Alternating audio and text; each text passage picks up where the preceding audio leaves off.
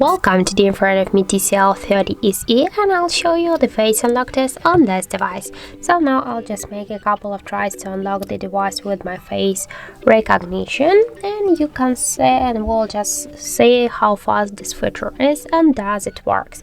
So let's start. I'll just do the first try to just to see if I'm sitting in a good position, just to you to see also the device here. So let's start. 1, 2, 3.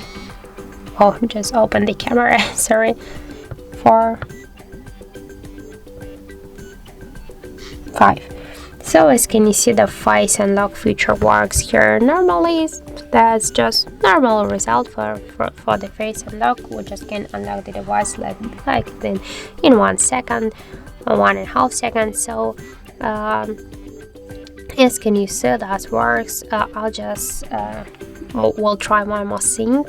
I just set up my face recognition with the glasses. Now I'll just try to unlock the device without the glasses. So, and we'll see does the unlock method works. So as can you see, that also works without glasses. And now when I'm wearing the glasses here, so you can see that here. And oh, failed. Oh no, that works. That's because I just double tap on the power key here, so that's why. As can you see, that's work just good.